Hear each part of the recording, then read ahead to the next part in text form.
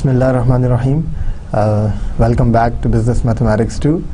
Today we'll do lecture number 27 about separable differential equations. सबसे पहले हम देखते हैं कि लास्ट लेक्चर में हमने क्या किया था. Last lecture summary we covered section 19.5 integral calculus and probability.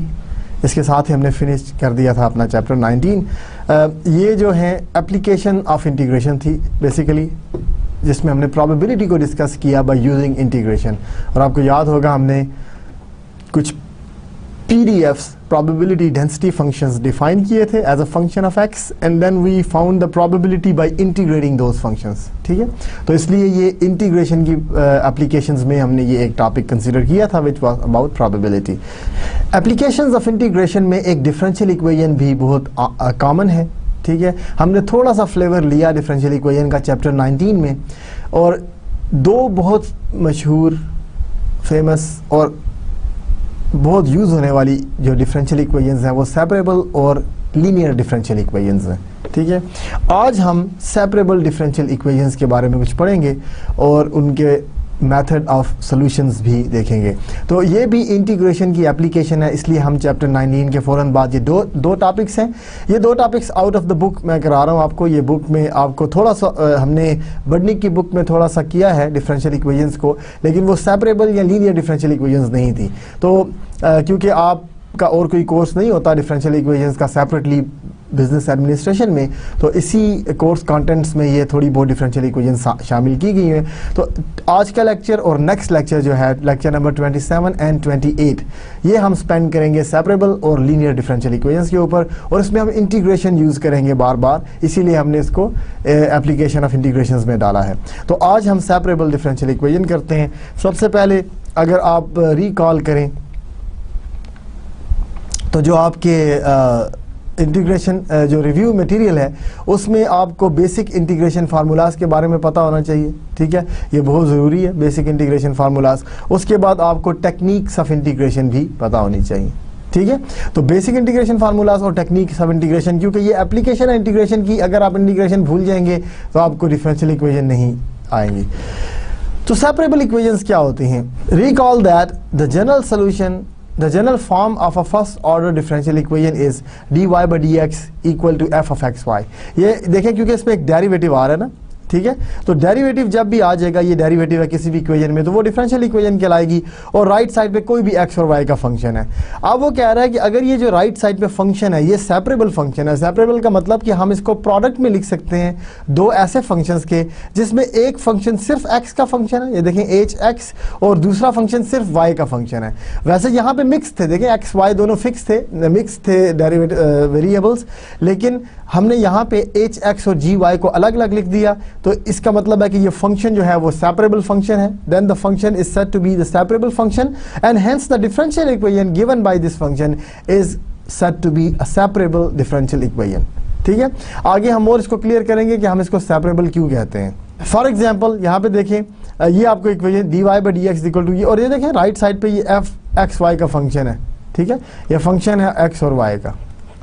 ठीक है, अब देखिए this function is separable as it can be written as, अब देखिए वाई स्क्वायर, ये जो अगर आप देखें e to the 3x plus 4y, इसको हम लिख सकते हैं e टू द 3x अलग से times e to the 4y. ऐसे ही है ना, अगर बेस सेम हो तो हम इसे पावर्स को अलग कर सकते हैं 3x और 4y, क्योंकि पावर्स ऐड हो जाती हैं बेस में. ठीक है, अब देखिए हमने ये x 3x को अलग कर दिया, ये देखें x 3x को अलग कर दिया.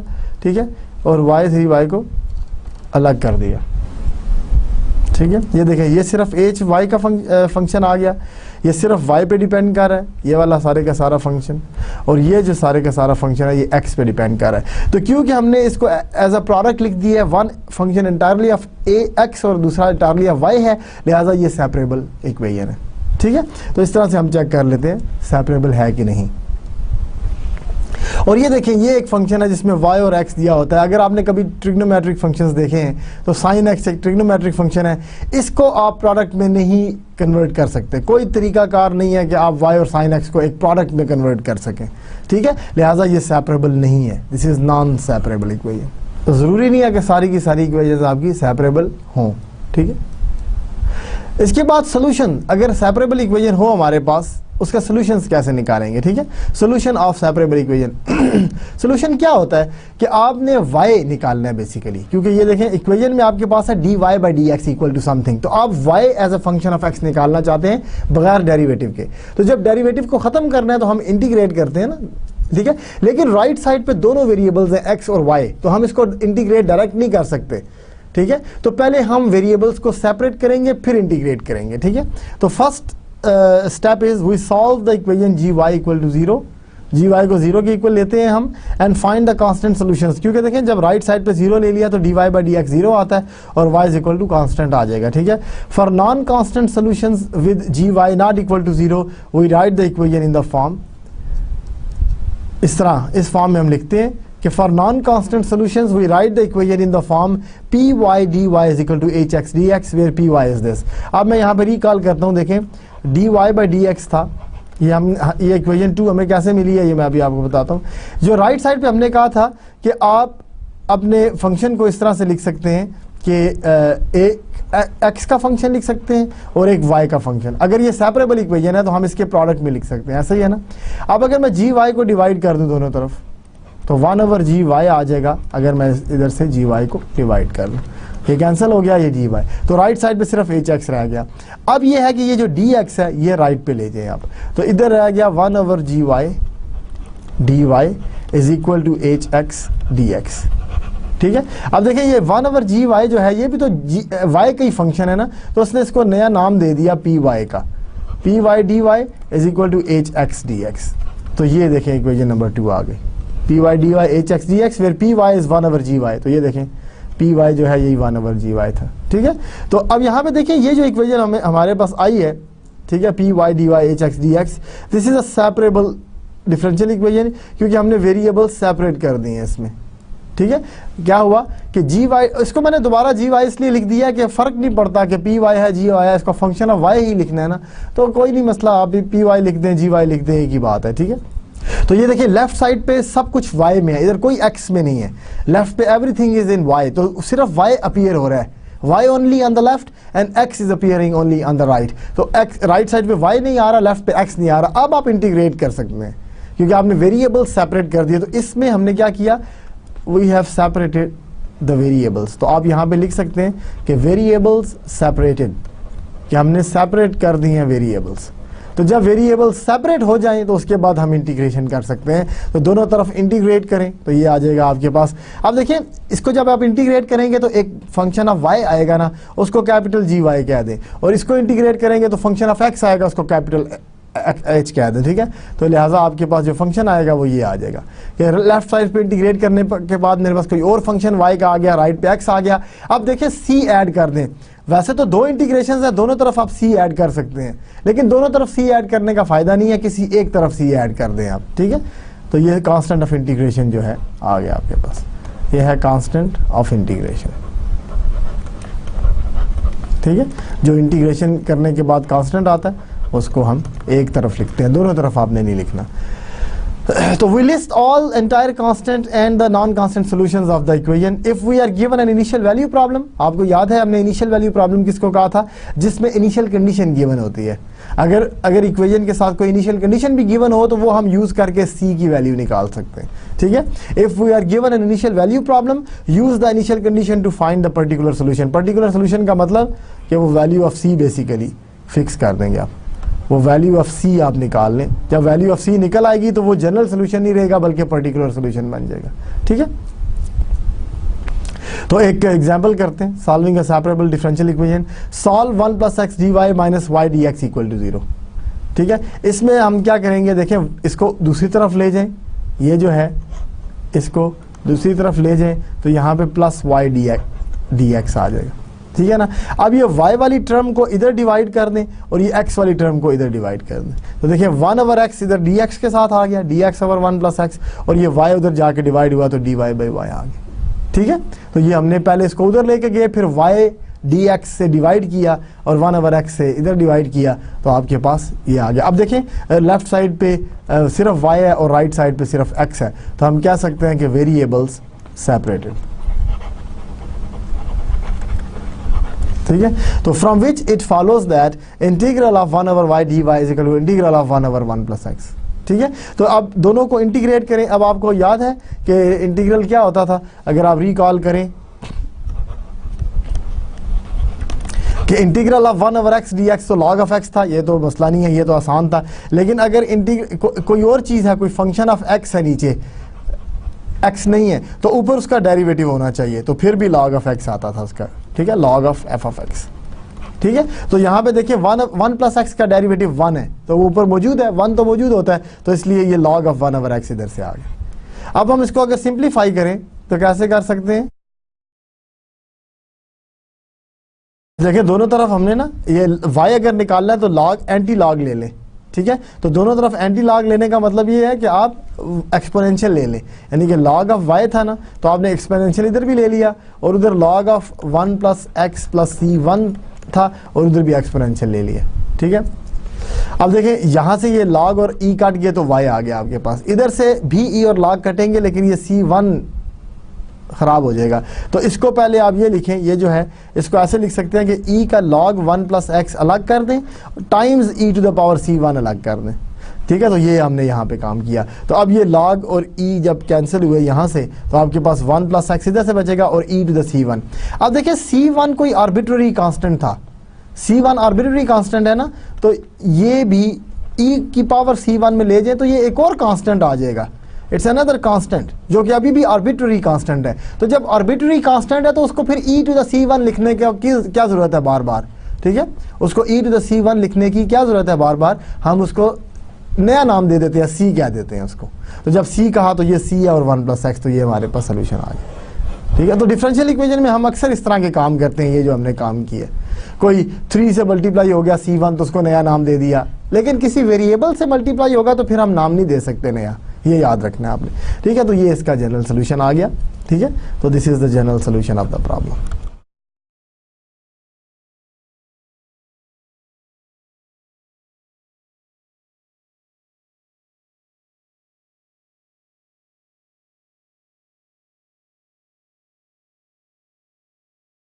ठीक है, this is the general solution of the differential equation. एक और एग्जांपल देखते हैं इसी सिलसिले में, इसी सेपरेबल डिफरेंशियल इक्वेशन के केस में। Solve the initial value problem. अब देखिए हमने इनिशियल वैल्यू प्रॉब्लम, जिसको हम IVP भी कहते हैं, IVP initial value problem. Initial value का मतलब ये होता है कि डिफरेंशियल इक्वेशन भी गिवन है और साथ कोई कंडीशन भी गिवन है। देखिए यहाँ पे ये जो हमने निकाला अभी y is equal to c times 1 plus x. ठीक है, ये जो आपके हैं ये काफ़ी सारे फंक्शंस हैं, ये एक फंक्शन नहीं है।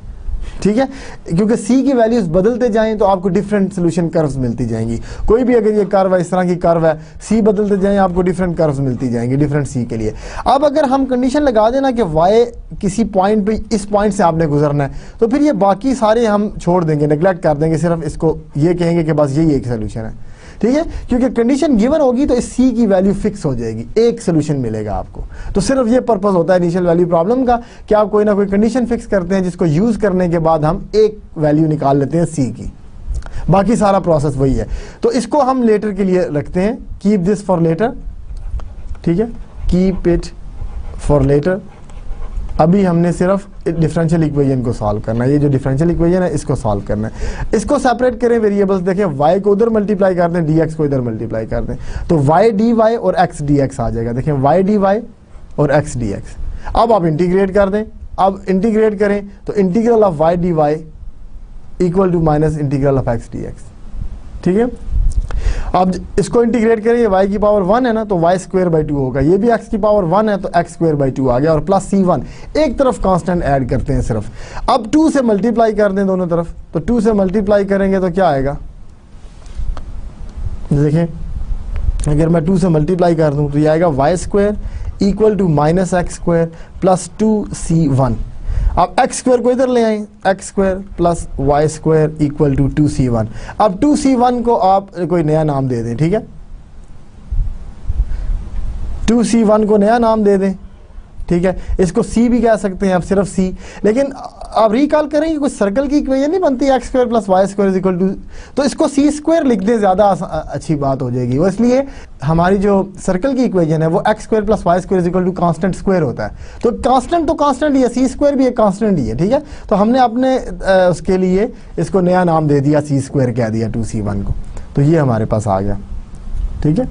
ये सी स्क्वायर नहीं है, with 2c1 is equal to c square, ये हमने नया नाम दिया इसको, ठीक है। So this is the general solution, this is the general solution of the differential equation.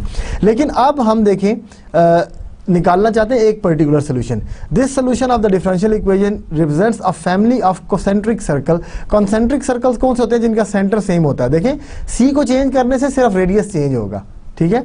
सी को चेंज करने से सिर्फ रेडियस चेंज होगा, आपका सेंटर चेंज नहीं होगा। तो ये देखिए सेंटर सेम है, आप डिफरेंट सी लेते जाएं, डिफरेंट सर्कल्स आते जाएंगे, डिफरेंट सर्कल्स। ये सारे ये yellow green black yellow green red, ये सारे के सारे सेंटर उनका ओरिजिन पे है। तो ऐसे सर्कल्स को कॉन्सेंट्रिक सर्कल्स कहते हैं, ठीक है। अब देखिए हमने वो सर्कल पिक करना जो इस पॉइंट से पास करता हो -4 3 से, ये गिवन है। तो बाकी सबको नेग्लेक्ट कर देंगे, सिर्फ ये ब्लू और ग्रीन वाला हम रख लेंगे, ठीक है। अब ये आया कैसे? आया इधर से कि आपके पास कंडीशन थी y at 4 is equal to -3।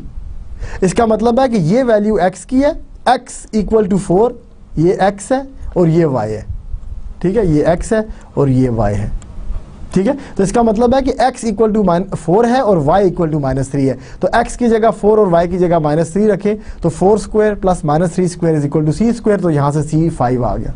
c5 आया तो आपका इनिशियल वैल्यू प्रॉब्लम का जो सोल्यूशन आया वो ये आया। ये जनरल सोल्यूशन था इक्वेशन का सिर्फ, ठीक है। ये जनरल सोल्यूशन था, सिर्फ इक्वेशन को सेटिस्फाई किया था इसने, इस इक्वेशन को, ठीक है। लेकिन जब हमने इनिशियल कंडीशन को भी कंसीडर किया तो फिर आपने c की वैल्यू भी निकाल ली, विच इज 5, ठीक है। तो 5 जब हमने डाला तो ये अब सर्कल ऑफ रेडियस 5 आ गया, जो कि पर्टिकुलर सोल्यूशन है। जनरल सोल्यूशन से हमने एक तो ये है, ये जो आपका सर्कल है ये है x square plus y square is equal to 25, which is 5 square, जिसका रेडियस 5 है। देखें 1 2 3 4 5, तो ये इसका रेडियस 5 था, तो बाकी सब हमने निकाल दिए, ठीक है। तो ये हमारा सोल्यूशन। तो इस तरह से इनिशियल वैल्यू प्रॉब्लम में एक कंडीशन ज़्यादा दी होती है, तो जनरल सोल्यूशन निकालने के बाद हम उसको यूज़ करके सी की वैल्यू निकाल देते हैं। ये थोड़ा सा एक्स्ट्रा वर्क आ जाता है, ठीक है। एक और एग्जांपल देखते हैं, ये भी सेपरेबल है। ये क्यों सेपरेबल है देखें, सबसे पहले तो आइडेंटिफाई करेंगे ये सेपरेबल है कि नहीं। तो राइट साइड को हम दोबारा लिखेंगे। देखें e to the 3x plus 3y है, तो मैं e to the 3x times e to the 2y लिख सकता हूँ इसको। तो देखें ये प्रोडक्ट ऑफ टू फंक्शंस आया, वन ऑफ x, देखें ये फंक्शन है x का और ये फंक्शन है y का, फंक्शन ऑफ y, ठीक है। So this implies that given differential equation is separable, ठीक है। तो गिवन डिफरेंशियल इक्वेशन जो है वो सेपरेबल है, क्योंकि हमने इसको प्रोडक्ट ऑफ टू फंक्शंस लिख दिया, one entirely of x, one entirely of y, ठीक है। अगर ये सेपरेबल है तो फिर सेपरेट करें वेरिएबल। अब यहाँ से देखें हम सेपरेट करेंगे इसको, वेरिएबल को y वाली टर्म इधर डिवाइड कर दें, dy इधर ही रखें, इक्वल टू e3x इधर ही रखें, और ये जो dx है ये सामने ले आए, तो dx सामने चला गया। तो dx हमने उधर मल्टीप्लाई कर दिया, ठीक है, और ये जो था इसको हमने इधर नीचे मल्टीप्लाई कर दिया, ठीक, डिवाइड कर दिया, ठीक है। तो आपके पास ये आ गया। अब देखें इसको मैं मजीद ऊपर अगर ले जाऊं तो e टू द -2y बन जाएगा, e to the -2y dy equal to e to the 3x dx, e to the 3x dx। तो ये आपके पास आ गया, ठीक है। अब आप इंटीग्रेट कर दें, क्योंकि सेपरेट वेरिएबल्स सेपरेट हो गए हैं। इधर अपनी याद दहानी के लिए ये भी लिख सकते हैं कि वेरिएबल्स सेपरेटेड। तो अगर वेरिएबल सेपरेट हो गए हैं तो अब आप इसको इंटीग्रेट कर दें। सो इंटीग्रेशन यील्ड्स, इंटीग्रेशन आपको क्या देगी, integral of e to the -2y dy is equal to integral of e to the 3x dx। अच्छा, अब इसको इंटीग्रेट करें तो याद है आपको एक्सपोनेंशियल का फार्मूला, कि एक्सपोनेंशियल का वही होता है, ये जो कांस्टेंट है इसको हम डिवाइड कर देते हैं। इसी तरह e टू द 3x वापस आएगा, लेकिन जो कांस्टेंट था पावर में उससे डिवाइड कर देते हैं, और plus a constant of integration c1। अब आप देखें इसके एलसीएम से मल्टीप्लाई करें, 3 और 2 -6 से मल्टीप्लाई करें दोनों तरफ, ठीक है। -6 इसलिए कि हम फ्रैक्शन खत्म करना चाहते हैं, हमने y की वैल्यू निकालनी है ना, तो सबसे पहले फ्रैक्शन खत्म करें। सो मल्टीप्लाइंग बाई -6 वी गेट, अगर हम -6 से मल्टीप्लाई करें तो हमारे पास आएगा e to the -2y equal to, -6 से मल्टीप्लाई किया तो -2 इधर आ गया, हमें -6 से नहीं मल्टीप्लाई, हमने इधर से -2 ख़त्म करना है ना, तो आप इस तरह करें। तो हमने y की वैल्यू निकालनी है, आप इस -2 को ख़त्म करना चाहते हैं तो -2 से मल्टीप्लाई करें। So we get e to the -2y, इधर -2/3 आ जाएगा, e to the 3x plus 2-2c1। अब -2c1 एक और कांस्टेंट है ना, तो कॉल इट -2c1 को आप, या अभी रहने दें, अभी हमने एक्सपोनेंशियल भी लेना है। ये देखिए e टू द -2y है, तो आप log ले लें दोनों तरफ, log लेने से ये e ख़त्म हो जाएगा, ठीक है। तो जब आप log लेंगे दोनों तरफ, log e to the -2y is equal to log of -2/3 e to the 3x -2c1। अब देखें यहाँ से log और e कैंसिल हो गए, तो -2y इज इक्वल टू ये आ गया आपके पास, ठीक है। तो अब ये सारा वही आ गया। अब y की वैल्यू क्या आ जाएगी, y is equal to -1/2 log of -2/3 e to the 3x and -2c1 को आप c कह देते हैं, ठीक है। कॉल सो -2c1 आपके पास कांस्टेंट था, तो इसको आप c कह दें, ठीक है। तो ये आपके पास जनरल सोल्यूशन आ गया। सो this is the general solution of a given separable differential equation, ठीक है जी। तो गिवन डिफरेंशियल इक्वेशन का ये आपके पास जनरल सोल्यूशन आ गया। तो इस तरह से हम किसी भी सेपरेबल डिफरेंशियल इक्वेशन को सॉल्व कर सकते हैं। एक और एग्जांपल देखते हैं सेपरेबल डिफरेंशियल इक्वेशन की। dy/dx is equal to y² - 4, ठीक है। y² - 4 है, तो अब इसको, ये सारे का सारा फंक्शन x, आपका सारे का सारा फंक्शन ये y का है, इसमें x है ही नहीं, ठीक है। तो अगर x है ही नहीं है तो उसको ये नहीं कहना कि ये सेपरेबल नहीं है, ठीक है। सेपरेबल ये है इसलिए कि आप राइट साइड पे इसको, एक फंक्शन आपका y² - 4 आ गया और दूसरा फंक्शन 1 है, तो कांस्टेंट को तो आप किसी का भी फंक्शन कह सकते हैं, इसको आप gx कह लें और इसको hy कह लें, ठीक है। तो देखें हो गया ना, एक फंक्शन y का आ गया और एक फंक्शन x का आ गया। तो कांस्टेंट अगर है तो कोई ऐसा मसला नहीं है, अगर x नहीं भी है तो हम इसको ये नहीं कहेंगे कि ये नॉन सेपरेबल है। तो अगर ये सारे का सारा टर्म y की है तो आप इसको डिवाइड कर दें दूसरी तरफ, ठीक है। तो डिवाइड करने से dy/y² - 4 आएगा और dx को राइट साइड पे मल्टीप्लाई कर दें, ठीक है। तो ये सारा का सारा लेफ्ट पे चला गया, तो dy divided by y² - 4 equal to dx, ठीक है। तो यहाँ से dy over y² - 4 is equal to integral of dx आ जाएगा। जब आप इंटीग्रेट करेंगे तो ये आ जाएगा, ठीक है। एक टेक्निक है पार्शियल फ्रैक्शंस जो हमने नहीं पढ़ी, लेकिन यह है कि मैं आपको डायरेक्ट लिख के दे देता हूँ, आपको इस तरह इसको करने की ज़रूरत नहीं है। ये जो y² - 4 है, अगर आपको याद हो तो एक फार्मूला होता है a² - b² अगर गिवन हो तो ये प्रोडक्ट होता है a - b और a + b का, ऐसे ही है ना, इन दोनों का प्रोडक्ट होता है ये। तो ये y² - 2² है, इसका मतलब है ये प्रोडक्ट होगा y - 2 और y + 2 का, तो ये हमने इसको एज अ प्रोडक्ट लिख दिया y - 2 y + 2। अब इस पूरे एक्सप्रेशन को ऐसे लिखा जा सकता है 1/2 के साथ y - 2 और प्लस 1/2 के साथ y + 2। आप इसको सिंप्लीफाई करके देखें, ये लिखें ना आप, तो ये यही आएगा इक्वल टू, इधर ये देखें 1/2 y + 2, तो ये आएगा 1/2 y, ये माइनस के साथ आएगा +1 और फिर माइनस के साथ 1/2 y + 1 डिवाइडेड बाई y² - 4, ठीक है। तो ये क्या आया 2 ओवर y² - 4, लेकिन हमारे पास तो 1 है, ठीक है, हमारे पास 1 ओवर y² - 4 है। तो इसको कैसे एडजस्ट कर सकते हैं, आप इसको 1/4 के साथ एडजस्ट कर सकते हैं और इधर 1 लिख दें, ठीक है, 1 और 1, ठीक है। 1/4 के साथ एडजस्ट करेंगे ना तो अब ये सही आएगा। अब देखें ये 4 आएगा, 2 + 2 4 आएगा, तो 1/4 डिवाइडेड बाई 4 इज़ 1, ठीक है। तो इस तरह से आप एडजस्ट कर सकते हैं। तो अब ये क्या आया हमारे पास, देखिए 1/4 ओवर y - 2, 1/4 ओवर y + 2, ठीक है। तो इसको आप एलसीएम लेके देखें ना, इसको सिंप्लीफाई करें, this is equal to 1 over y² - 4। तो हमने वो 1 ओवर y² - 4 को इस तरह से लिख दिया, ठीक है। इस तरह से लिखने के बाद हमारे पास इंटीग्रेशन हो जाएगी। अब देखिए 1/4 बाहर चला गया, ठीक है। तो 1 ओवर y - 2 का क्या इंटीग्रल होता है, log ऑफ y - 2। इसी तरह 1 ओवर y + 2 का log of y + 2 equal to इसका x + c1 ठीक है। आपको एक और प्रॉपर्टी लॉग की पता होगी कि अगर लॉग ऑफ कोई नंबर है और माइनस हो रहा है लॉग ऑफ अनदर नंबर, ठीक है, m माइनस एन, तो उसको एक लॉग में लिख सकते हैं आप, log of m divided by n। अगर माइनस हो रहा हो ना तो ये लिख सकते हैं। तो यही काम हमने इधर किया, देखें log of this minus log of this था ना, तो लॉग ऑफ y माइनस 4/2 लिख दिया। ये 4 हमने राइट पे मल्टीप्लाई कर दी, ठीक है, ये आपके पास आ गया। तो ये आपके पास सोल्यूशन आ गया इसका। Finally after replacing plus minus c4 c1 by c and solving the last equation for y, we get the one parameter family of solutions which is this, ठीक है। तो ये देखें इसमें भी एक थोड़ा सा कॉम्प्लिकेटेड सोल्यूशन आया। इसमें थोड़ी सी मैं सिंप्लीफिकेशन आपको कर देता हूँ। वो जो हमने 1/4 कांस्टेंट था, ठीक है, थोड़ी सी उसके लिए एक्सप्लेनेशंस जो हमने अभी एग्जांपल की है, ठीक है। 1/4 कॉमन था, 1/y माइनस 2 था और माइनस 1/y प्लस 2 था, ठीक है। और dy equal to integral of x dx, ये था आपके पास, ठीक है। अब यहाँ से देखिए 1/4, ये जो इसको आप लिख सकते हैं 1/y माइनस 2 dy, और फिर एक और इंटीग्रल लिखें 1/y plus 2 dy is equal to 4x dx। अगर मैं इस 4 को सामने मल्टीप्लाई कर दूं तो ये 4 इधर आ जाएगा।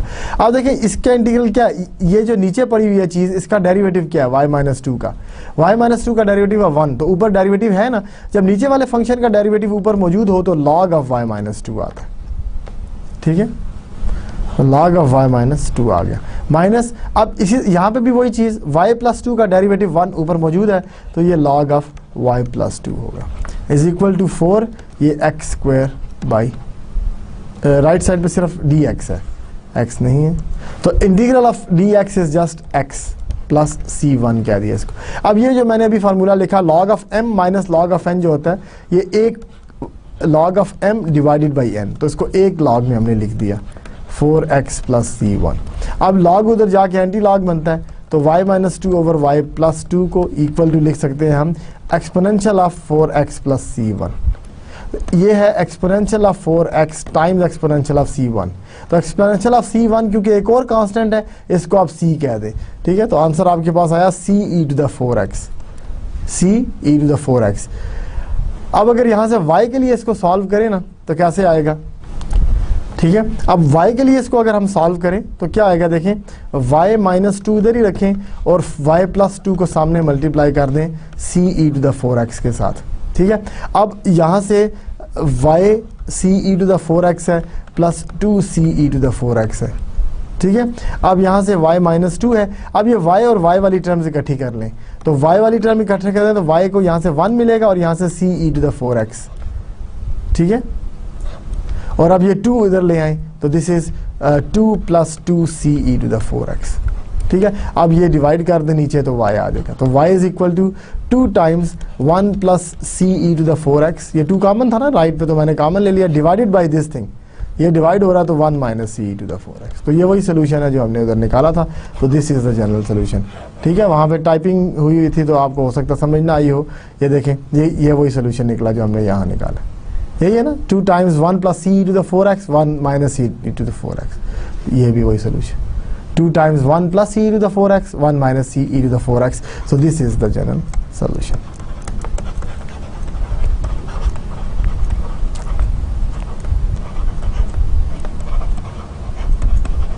ठीक है।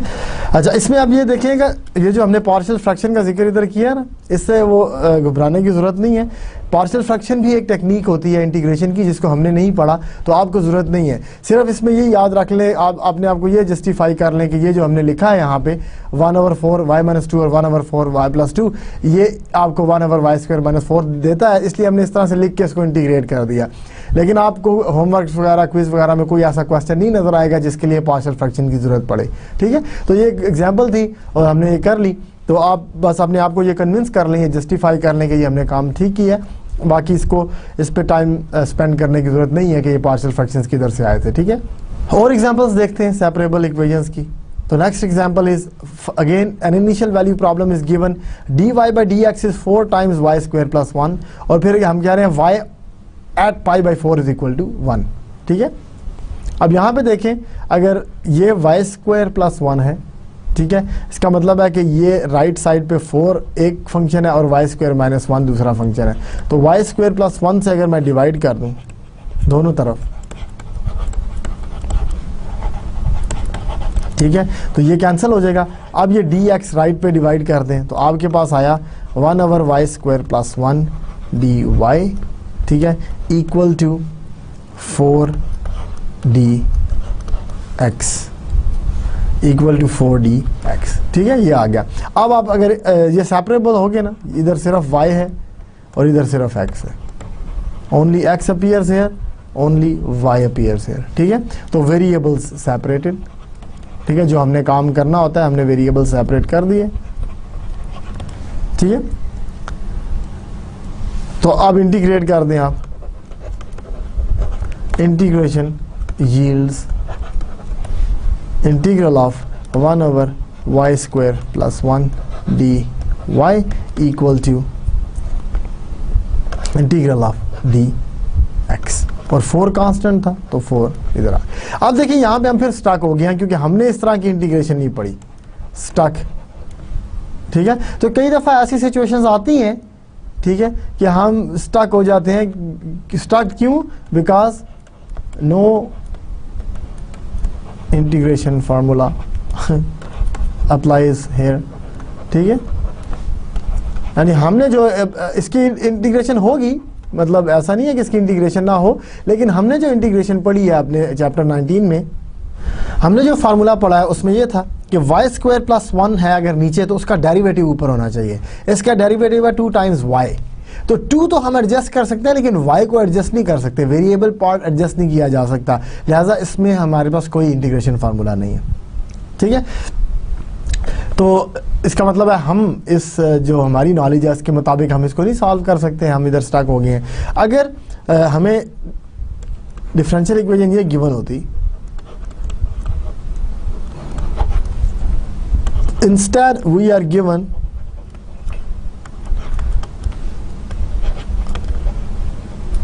dy by dx equal to 4 times y square plus 1 given था ना, ठीक है। इसके साथ एक y भी गिवन होता, ये लेट्स से ये भी अगर गिवन होता तो फिर देखें ये y उधर हम मल्टीप्लाई करते, y over y square plus 1 आता, ये लेफ्ट साइड पे जाके dy और राइट साइड पे 4dx होता।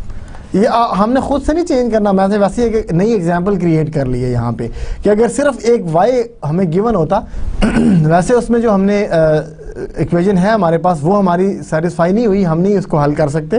तो यहाँ पे अगर ये गिवन होता तो ये नई एग्जांपल है। आपने ऐसा नहीं करना कि आपके कोई क्वेश्चन गिवन हो तो आप कहें जी इसमें ये चेंजिंग कर दें तो ये जवाब आ जाएगा, चेंजिंग खुद से नहीं की जाती। मैं आपको एक नई एग्जाम्पल दे रहा हूँ कि अगर हमें ये y गिवन होता तो हम इस तरह से ये कर लेते, ठीक है। तो अब अगर हम इसे इंटीग्रेट करें, अब अगर हमें इसे इंटीग्रेट करें तो क्या आएगा हमारे पास, ये इसको इंटीग्रेट करना है, इसको भी इंटीग्रेट कर। अब देखें इसका डेरिवेटिव 2y होता है तो 2 से मल्टीप्लाई कर देता हूँ और 2 से डिवाइड कर देता हूँ। अब इसका इंटीग्रल आ जाएगा 1/2 इधर ही है तो ये आ जाएगा log of y square plus 1 equal to ये क्या है 4x प्लस कांस्टेंट, इसको c1 कह दें। 2 को मल्टीप्लाई करें राइट साइड पे, ठीक है, तो log of y square plus 1 जो है वो आ जाएगा 2x प्लस 2c1, ठीक है। अब एक्सपोनेंशियल ले लें तो y स्क्वायर प्लस 1 क्या होगा e to the 2x plus 2c1, तो e टू द 2c1 लिख सकते हैं इसको नया नाम दे दें, इसको c कह दें, तो ये आ जाएगा c e to the 2x। अब y की वैल्यू निकालें तो y आएगा c e to the 2x minus 1, ये है y स्क्वायर, तो y क्या आ गया square root of c e to the 2x minus 1, ठीक है। इस तरह से हम निकाल सकते हैं इसका सोल्यूशन। तो देखिए अब निकल आया y, अगर वरना जो हमारी गिवन इक्वेशन थी उसमें सोल्यूशन नहीं था। तो यहाँ पे आप अगर इनिशियल कंडीशन यूज करना चाहें which was y at π/4 equal to 1, ठीक है, ये इनिशियल कंडीशन थी गिवन हमें, ये देखिए y एट π/4 इक्वल टू 1, अगर ये हम यूज करें तो हमें इनिशियल कंडीशन जो गिवन थी वो यूज, इसका क्या मतलब है, इसका मतलब है कि जब x π/4 हो तो y 1 होगा, जब x π/4 हो ये x है और y की वैल्यू 1 होगी। तो यहाँ पे डालें तो y 1 और x π/4, तो 2 टाइम्स π/4 इज π/2 माइनस 1, तो इधर से आप c की वैल्यू निकाल सकते हैं। तो c आएगा 1 + 1 2 over e to the pi by 2। ये आया c। अब c इधर वापस रख दें तो आपके पास सोल्यूशन आ जाएगा। ठीक है। So therefore the particular solution is, और the solution of initial value problem is, solution of initial value problem क्या आया, y is equal to c था ना, तो c आया 2/e to the pi by 2। ठीक है, e to the 2x minus 1 square root. अब ये देखें e और e को इकट्ठा भी आप कर सकते हैं, तो ये लिख सकते हैं आप 2x माइनस पाई बाई 2। ठीक है, और -1 और ये आ गया। तो this is your particular solution. ठीक है जी, ये आपके पास सोल्यूशन आ गया। ठीक है, तो इस तरह से इनिशियल वैल्यू प्रॉब्लम। तो ये एग्जांपल, इस एग्जांपल में आप देख सकते हैं कि ज़रूरी नहीं है कि हमें सोल्यूशन मिले डिफरेंशियल इक्वेशन का। अगर इंटीग्रेशन बहुत कॉम्प्लिकेटेड हो जाती है, तो हमें सोल्यूशन नहीं मिलेगा एट द एंड। ठीक है, तो नहीं मिलता तो आप छोड़ दें वहाँ पे। ये मैंने जारी इसलिए रखा है कि मैंने आपको सिर्फ बताने के लिए कि अगर हमें यहाँ पे एक y डिवाइडेड होता मिल जाता तो फिर हम इसको इंटीग्रेट कर सकते थे, और वो हमने करके दिखा दिया आपको। ठीक है, अगर आपको नहीं गिवन y तो आप रुक जाएं कि भाई ये तो हमें पता ही नहीं कि इसको इंटीग्रेट कैसे करें, लिहाजा हमारे पास कोई सोल्यूशन नहीं है। ठीक है, लेट्स सी अनदर एग्जांपल। ये एग्जांपल एक गिवन है, एक और इनिशियल वैल्यू प्रॉब्लम ही गिवन है। ठीक है, देखिए डिफरेंशियल इक्वेशन गिवन है और साथ इनिशियल कंडीशन। तो ये आपकी डिफरेंशियल इक्वेशन है और ये इनिशियल कंडीशन है। जब भी differential equation along with initial condition given हो उसको हम इनिशियल वैल्यू प्रॉब्लम कहते हैं। अब डिफरेंशियल इक्वेशन को पहले हम सॉल्व करते हैं। ठीक है, सोल्यूशन में हम क्या करते हैं कि डिफरेंशियल इक्वेशन कंसीडर करते हैं, which is x² dy/dx equal to y minus xy। अब यहाँ पे देखें कोई y कॉमन लें तो ये 1 माइनस x हो जाएगा। ठीक है, इन दोनों में y था ना, तो मैंने y कॉमन लिया, 1 माइनस x हो गया।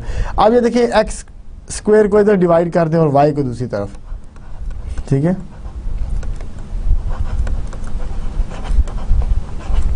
x² और y से डिवाइड कर दें। अगर हम इधर x² से और y से डिवाइड करें तो ये आएगा x² over x² y dy/dx, और इधर था y टाइम्स 1 माइनस x, तो इसको भी हमने डिवाइड किया x² y से।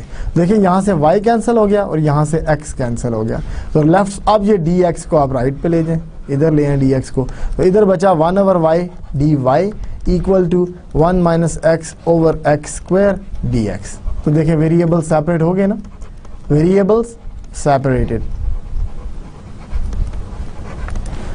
तो वेरिएबल सेपरेट हो गए, तो लिहाजा आपके पास क्या आया, सेपरेबल इक्वेशन थी। अब हम इंटीग्रेट कर सकते हैं। तो now integrating with respect to their own variables, हमारे पास जो आंसर आएगा वो आएगा ये। Integration yields integral of 1/y dy is equal to integral of 1 minus x over x² dx। इसका तो इंटीग्रल हमें पता है, लेकिन इसको क्या करें अब, इसका तो कोई इंटीग्रल नहीं है, लेकिन इसमें ये कर सकते हैं आप इसको डिवाइड कर दें। x1 को x² पे डिवाइड करें तो ये आएगा x टू द -2, और जब x को x पे डिवाइड करेंगे तो x टू द पावर -1 आएगा। ठीक है, उसको 1/x ही लिख दें, क्योंकि 1/x का फार्मूला होता है ना हमारे पास, 1/x dx। ठीक है, ये आ गया। अब आप इंटीग्रेट करें तो आपके पास लेफ्ट साइड पे आएगा natural log of y is equal to, ये जो x टू द -2 है इसका इंटीग्रल आएगा x to the -2 + 1 which is -1 over -1। 1/x का इंटीग्रल है log ऑफ x और प्लस c1। ठीक है, तो ये आपके पास आ गया। अब आप log x y को इकट्ठा कर दें, ये जो log x और log y हैं इनको इकट्ठा करें तो ये आएगा log of y plus log of x, एक तरफ मैं ले गया इनको, इक्वल टू ये है -1/x प्लस c1। इसका क्या फार्मूला, अगर log ऑफ x, दो लॉग्स ऐड हो रहे हैं तो ये मल्टीप्लाई हो जाते हैं, log of x y multiply हो जाएंगे, is equal to -1/x plus c1। अब एक्सपोनेंशियल ले लें तो x y जो है e to the power -1/x plus c1 आ जाएगी। इसको आप e टू द -1/x अलग लिख लें, e टू द c1 अलग लिख लें। अब e टू द c1 जो है इसको एक नया कांस्टेंट का नाम दे दें, c कह दें, तो ये आ गया c e to the power -1/x। अब यहाँ से हमने y निकालना है तो x को डिवाइड कर दें तो y आ जाएगा c/x e to the -1/x। तो ये आपके पास जनरल सोल्यूशन आया। ठीक है, ये जनरल सोल्यूशन है। हम पर्टिकुलर सोल्यूशन निकालने के लिए हमें एक कंडीशन गिवन है, ये देखें y at 2 = 2, ये हमें गिवन है। ठीक है। तो now use the initial condition given है जो हमें, द गिवन इनिशियल कंडीशन, और वो क्या थी, y at 2 is equal to 2, y at 2 is equal to 2, ठीक है। which means, क्या मतलब है इसका, which means at x is equal to 2, at x is equal to 2, y is equal to 2, ठीक है। तो ये वैल्यूज डालनी है हमने। तो अब यहाँ पे डालें y is equal to c by x e to the power minus 1 by x था, तो 2 is equal to c by x e to the power minus 1 by x, ठीक है। तो यहाँ से c की वैल्यू निकालें तो ये आ गया 4 c e to the minus 1 by 2, ये उधर लेके जाएंगे तो c पॉजिटिव हो जाएगा, c equal to 4 e to the power plus 1 by 2, ठीक है। तो ये आ गया। So therefore the particular solution is, जो पर्टिकुलर सोल्यूशन होता है वो इनिशियल वैल्यू प्रॉब्लम का सोल्यूशन होता है, जो जनरल सोल्यूशन होता है वो सिर्फ डिफरेंशियल इक्वेशन का सोल्यूशन होता है। Therefore the particular solution is, क्या आएगा, y is equal to c by x था, तो c ये आ गया, c 4 माइनस 1 बाई 2 बाई एक्स और e to the minus 1 over x, ठीक है। ये आ गया। तो ये आपके पास सोल्यूशन है। चाहें तो इन e को आप इकट्ठा कर लें, वो भी कर सकते हैं, ना भी करें तो कोई मसला नहीं है। इसको ऐसे भी लिख सकते हैं 4 square root of e divided by x and e to the power minus 1 over x, तो ये भी सोल्यूशन लिख सकते हैं, ठीक है। ये स्क्वायर रूट ऑफ e है ना, e to the power 1 by 2, तो ये कांस्टेंट ही है, ठीक है। तो ये आपके पास सोल्यूशन आ गया इनिशियल वैल्यू प्रॉब्लम का, ठीक है।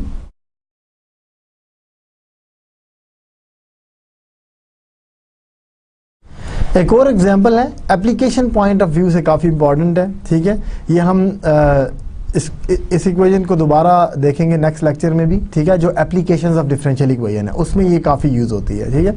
वो इस तरह है कि अगर आपके पास y कोई भी अननोन वेरिएबल है, ठीक है, अननोन फंक्शन है ना x का, अननोन फंक्शन ऑफ x, ठीक है। तो जो डेरिवेटिव होता है, जो डिफरेंशियल इक्वेशंस होती हैं वो यही होती हैं कि अननोन फंक्शन का जो डेरिवेटिव है वो इक्वल होता है कोई फंक्शन ऑफ x और y, जनरली ये होता है, ठीक है। फिर सेपरेबल पढ़ी हमने कि अगर x और y को अलग अलग कर सकते हैं तो वो सेपरेबल है। एक सिनारियो ये होता है जो आपने ग्रोथ और डिके में भी पढ़ा, ठीक है, कि ये जो y है ना, इसका जो रेट ऑफ चेंज है, the rate of change of y is proportional to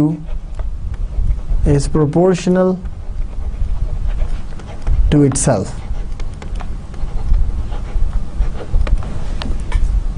ठीक है। itself मतलब itself y, यानी जो rate of change of y है वो y की ही प्रोपोर्शनल है। दैट इज मैथमेटिकली इसको लिखें तो rate of change of y ये है dy by D x, this is proportional to y itself, ठीक है। तो अगर इस तरह की सिचुएशन हो तो इसको पॉपुलेशन मॉडल भी कहते हैं, ठीक है। ये कहलाती है पॉपुलेशन मॉडल,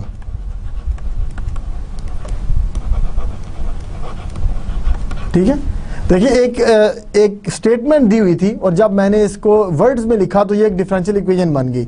अब यहां से देखें, जब ये साइन ऑफ प्रोपोर्शनैलिटी रिमूव किया जाता है इक्वल, तो कोई कांस्टेंट इंट्रोड्यूस करते हैं, ऐसा ही है ना। प्रोपोर्शनल का मतलब कि एक चीज दूसरे के मल्टीपल के बराबर होगी, वो इक्वल नहीं होगी, मल्टीपल के बराबर। वेयर ये जो k है ये कांस्टेंट ऑफ प्रोपोर्शनैलिटी है, where k is a constant of proportionality, ठीक है। प्रोपोर्शनैलिटी, कांस्टेंट ऑफ प्रोपोर्शनैलिटी आ गया आपके पास कांस्टेंट, ठीक है। अब देखें इस इक्वेशन को अगर आप गौर से देखें, dy बाई डी एक्स जो आया equal to k times y, k कोई भी कांस्टेंट है ना। अब देखें क्या ये सेपरेबल है कि नहीं, ठीक है। द डिफरेंशियल इक्वेशन जो हमने अभी मॉडल की है, this is a separable differential equation, ठीक है।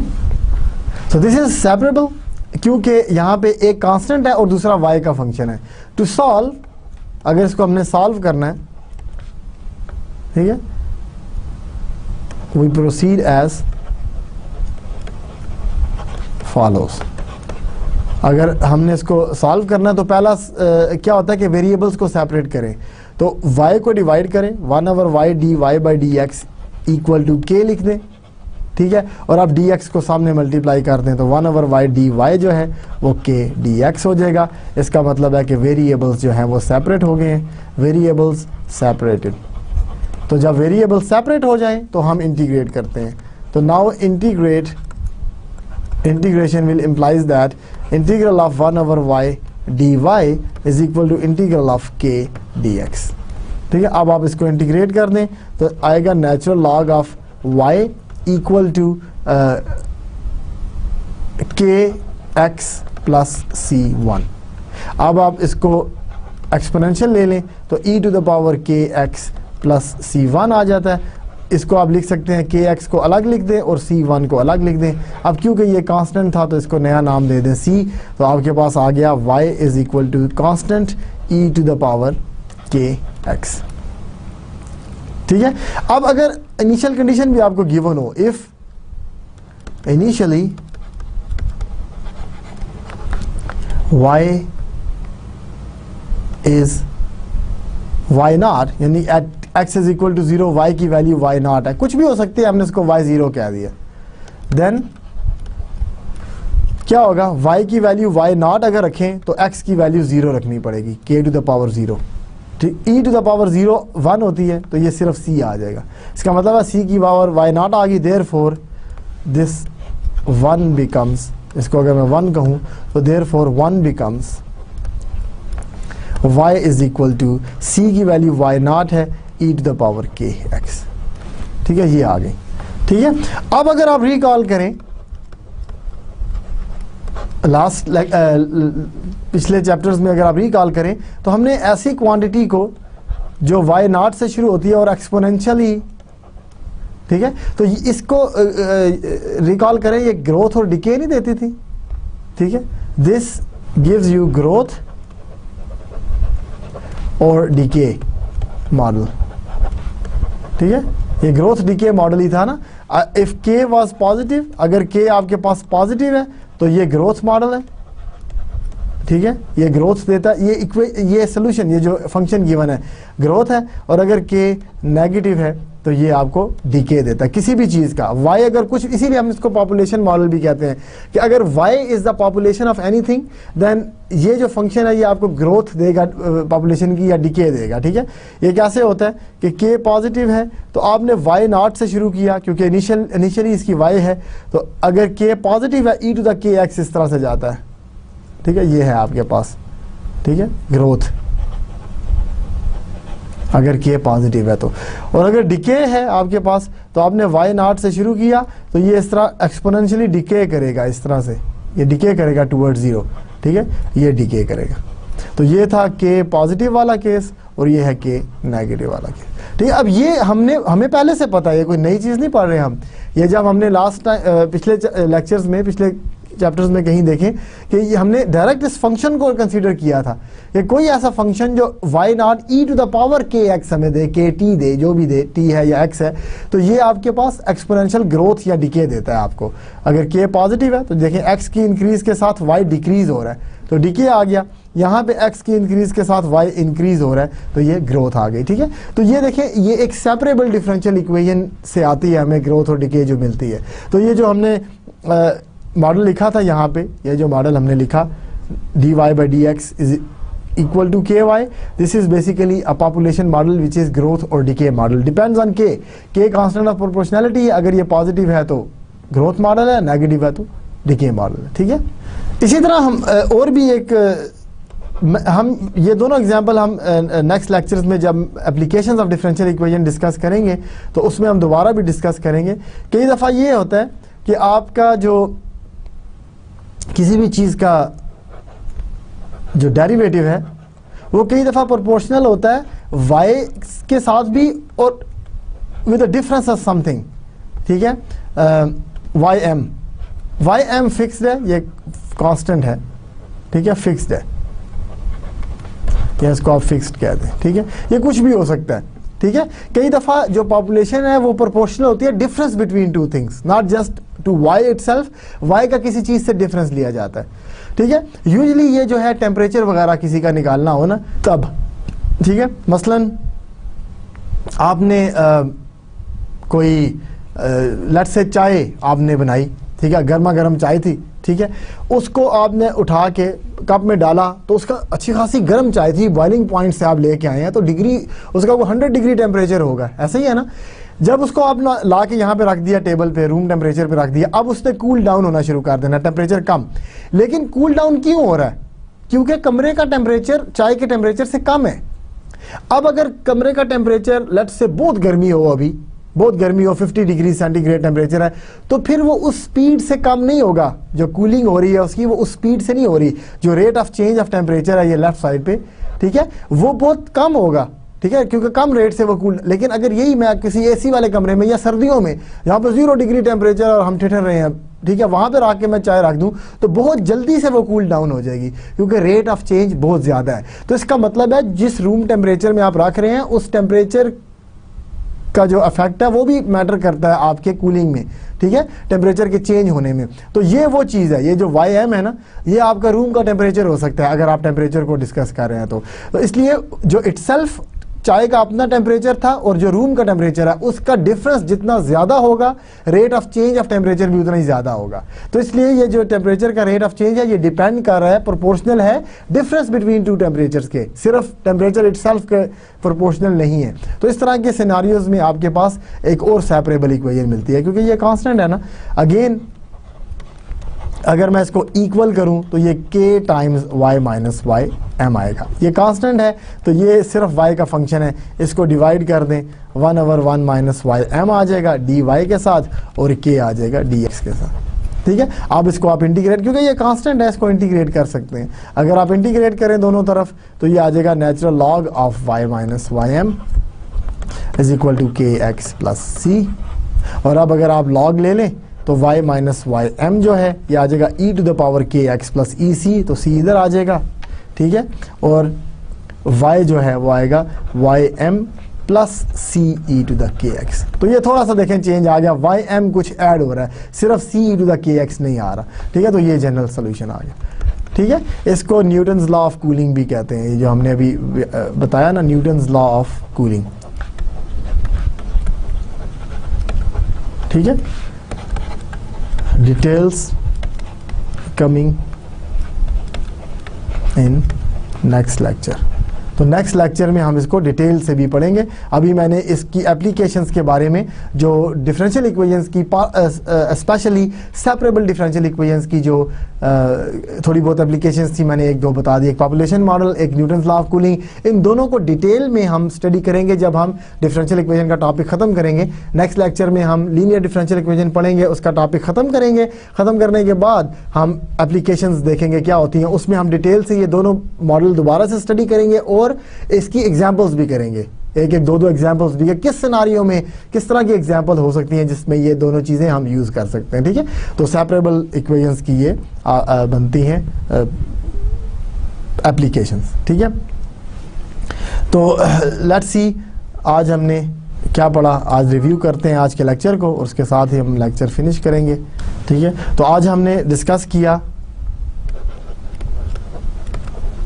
डिफरेंशियल इक्वेशंस को, ठीक है। A general first order differential equation, first order जो general first order differential equation होती है वो है dy by D x equal to F of X Y, ठीक है। फिर हमने कहा कि अगर एफ ऑफ एक्स वाई जो फंक्शन है राइट साइड पे, अगर इसको हम जी वाई और एच एक्स की फॉर्म में लिख लें या एच एक्स और जी वाई की फॉर्म में, प्रोडक्ट ऑफ टू फंक्शन की फॉर्म में लिख लें, then this one is a separable differential equation. This is not just a differential equation but this is a separable differential equation, ठीक है। ये पढ़ा हमने। और if it is a separable differential equation तो हम इसका सोल्यूशन कैसे निकालते हैं, सोल्यूशन इस तरह निकालते हैं कि ये जी वाई लेफ्ट पे डिवाइड कर देते हैं, हम जो y वाली टर्म्स हैं वो लेफ्ट पे ले आते हैं और जो x वाली टर्म्स हैं वो राइट पे रहने देते हैं। तो इसमें आपके पास वेरिएबल सेपरेट हो गए, यहाँ पे v आ गया ओनली, y आ गया ओनली और यहाँ पे x आ गया ओनली, ठीक है। तो इसका मतलब ये है कि वेरिएबल्स आर सेपरेटेड। तो जब वेरिएबल्स आपके सेपरेट हो चुके हैं तो फिर हम इसको इंटीग्रेट करते हैं। तो जो नेक्स्ट स्टेप है वो इंटीग्रेशन का है। तो इंटीग्रेट करते हैं, जब भी आपके पास वेरिएबल सेपरेट हो जाएं तो इंटीग्रेट करें। जब आप इंटीग्रेट करेंगे दिस फंक्शन ऑफ y है, जैसा भी ये फंक्शन है इसको ऊपर लेके जाया जा सकता तो ले जाएं, नीचे ही रखना नहीं लेके जा सकते तो नीचे ही रख के इसको इंटीग्रेट करें। बहरहाल इन दोनों की इंटीग्रेशन पॉसिबल होनी चाहिए। अगर इसकी इंटीग्रेशन पॉसिबल है तो ये कोई फंक्शन ऑफ y आ जाएगा, ये भी अगर पॉसिबल है तो ये फंक्शन ऑफ x आ जाएगा और हम एक कांस्टेंट ऐड कर लेते हैं। फिर हम इसको सॉल्व करते हैं y के लिए, सॉल्व फॉर y। तो जब y के लिए सॉल्व करते हैं तो y इज इक्वल टू कोई फंक्शन ऑफ x आ जाता है विद अ कांस्टेंट। ठीक है, फंक्शन ऑफ y x आएगा और उसमें एक कांस्टेंट भी होगा। ठीक है, कांस्टेंट ये वेरिएबल नहीं है, वेरिएबल सिर्फ x होगा और इसीलिए मैंने सेमी कॉलन डाला। जब सेमी कॉलन डाले ना इसका मतलब है कि ये c पैरामीटर है जो कांस्टेंट है जिसकी वैल्यूज चेंज होती रहती हैं। ठीक है, तो ये आपका आ गया जनरल सोल्यूशन। इस तरह अगर आप सॉल्व कर सकते हैं तो ये आपके पास जनरल सोल्यूशन आ जाता है। और फिर अगर इनिशियल कंडीशन गिवन है, if initial condition is given, that is अगर y की वैल्यू किसी पॉइंट x नॉट पे y नॉट गिवन है, ठीक है, then use it to find c, वो कांस्टेंट की जो वैल्यू है उसकी वैल्यू निकालें and then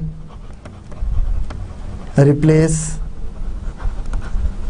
the value of c, replace the value of c in general solution.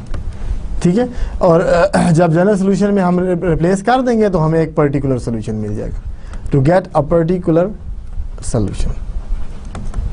ठीक है, दैट इज जो y है इक्वल टू वो f(x) में कोई फंक्शन आ जाएगा क्योंकि c की हमने वैल्यू रख दी है। अब c कोई हमारे पास पैरामीटर नहीं है तो y is equal to f(x) जो है वो एक फंक्शन आ जाएगा जो डिफरेंशियल इक्वेशन को भी सेटिस्फाई करता है और जो इनिशियल कंडीशन को भी सेटिस्फाई करता है। ठीक है, तो ये आपके सेपरेबल इक्वेशन का रिव्यू हो गया। So next time we will study about linear equation. इसी को हम थोड़ा सा एक्सटेंड करेंगे। ठीक है, अभी हमने जो सेपरेबल इक्वेशंस पढ़ी हैं इसको थोड़ा सा एक्सटेंड करके हम लीनियर डिफरेंशियल इक्वेशंस पढ़ेंगे। ठीक है, ऑफ कोर्स डिटेल्स जो हैं वो उसी लेक्चर में करेंगे, लेकिन थोड़ा सा मैं आपको आइडिया दे देता हूँ कि लीनियर डिफरेंशियल इक्वेशंस क्या होती हैं। लीनियर डिफरेंशियल इक्वेशंस की थोड़ी सी डिफरेंट फॉर्म है कि आपके पास जो इक्वेशन है वो लीनियर है। जैसे हम लीनियर प्रोग्रामिंग में भी आपको मैंने कहा था कि लीनियर इक्वेशन क्या होती है कि जो वेरिएबल्स में लीनियर हो, यानी जो वेरिएबल्स आ रहे हैं उसकी पावर एक से ज़्यादा ना हो और क्रॉस प्रोडक्ट ना हो। ठीक है, तो ये एक जो लीनियर डिफरेंशियल इक्वेशन होती है वो लीनियर होती है, linear in y and it's derivative, y and dy by dx। x वाली टर्म्स बेसिक लीनियर ना हो, हमें कोई प्रॉब्लम नहीं है। y में और dy बाई dx में ये लीनियर होती है। इसका मतलब है अगर y कोई dy वाली टर्म है, ठीक है, तो इसके साथ सिर्फ x का फंक्शन होगा बस। इसी तरह अगर कोई y वाली टर्म है तो इसके साथ भी कोई x का फंक्शन होगा। ठीक है, ax dy बाई dx और फिर राइट साइड पे cx है। तो ये जो फंक्शन है ये बेशक नॉन लीनियर हो, इधर बेशक x स्क्वायर x क्यूब कुछ भी आ जाए, हमें कोई परवाह नहीं है, लेकिन y की पावर एक से ज़्यादा नहीं होनी चाहिए और dy बाई dx की पावर एक से ज़्यादा नहीं होनी चाहिए। तो y और dy बाई dx की पावर्स भी एक से ज़्यादा नहीं है और ये आपस में मल्टीप्लाई भी नहीं हो सकती। तो ऐसी इक्वेशन को लीनियर डिफरेंशियल इक्वेशन कहा जाता है।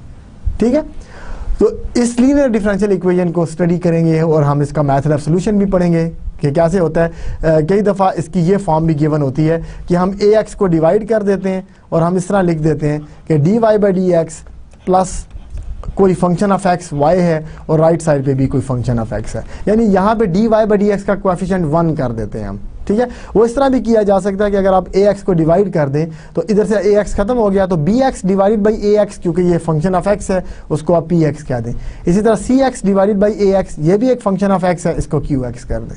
ठीक है, तो ये दिस वन और दिस वन ये दोनों ही लीनियर इक्वेशंस कहलाती हैं। ठीक है, ये हम डिस्कस करेंगे नेक्स्ट लेक्चर में कि लीनियर इक्वेशंस, इस तरह की इक्वेशन को हम लीनियर इक्वेशन कहते हैं और इसको सॉल्व कैसे कर रहे हैं। ये अब सेपरेबल इक्वेशन की तरह सॉल्व नहीं होगी क्योंकि this is not a separable equation.